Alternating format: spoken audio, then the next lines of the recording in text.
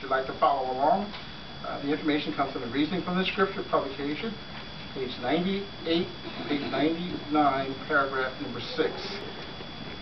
And the setting is talking to a neighbor.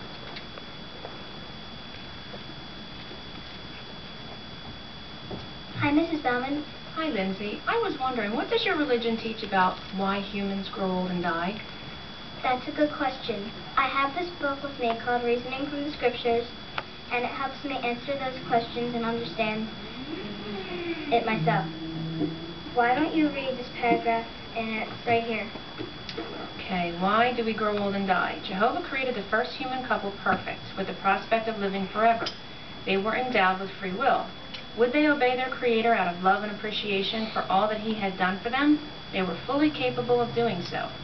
So, Jehovah created the first human couple perfect, with the prospect of living forever. They could do whatever they wanted, but Jehovah didn't know if they would obey Him or not.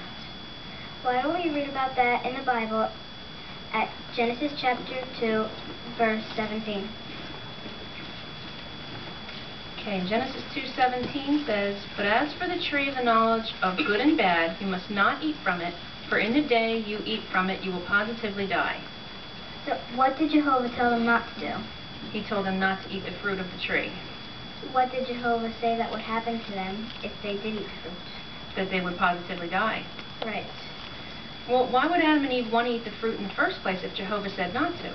Well, because Satan the devil saw Jehovah making all this stuff, and he was really jealous. So he wanted Adam and Eve to disobey God.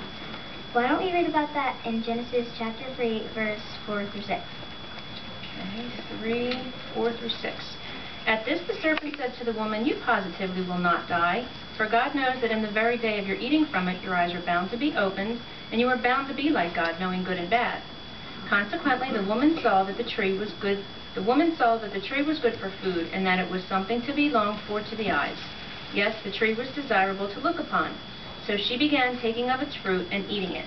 Afterward, she gave some also to her husband when with her, and he began eating it." So what did Satan say that would happen to them? He said that they positively would not die. Right. Well, what happened to them? Let's find out in Genesis chapter 5, verse 5. I'll read that.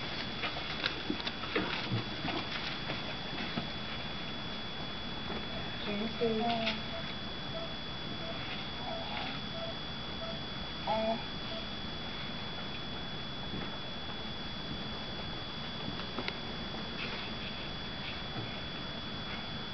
So all the days of Adam that he lived amounted to 930 years, and he died.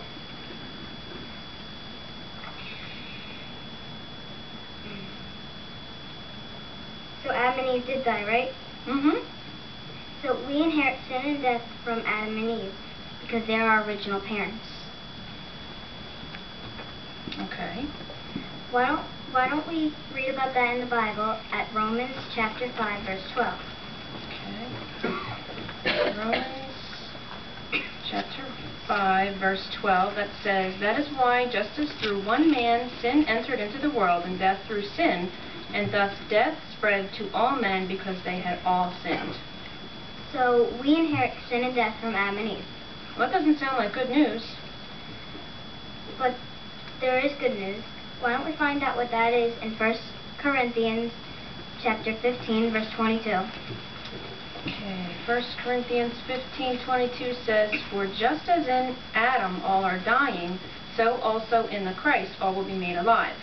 So we know because of Adam we all grow old and die. Mm-hmm. But because Christ sacrificed himself, we'll all be made alive and we won't have to die anymore.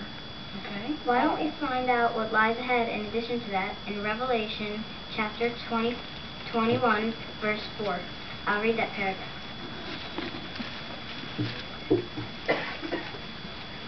"And he will wipe out every tear from their eyes, and death will be no more. Neither will mourning, nor outcry, nor pain be any more. The former things have passed away." So, in addition to not have to die anymore, we won't have to go through the pain and sin we did in the past. The former things have passed away. We won't have to deal with anything we deal with. Well, that's a really great explanation, Lyndsey. Thank you. I understand now. I appreciate your time. You're welcome.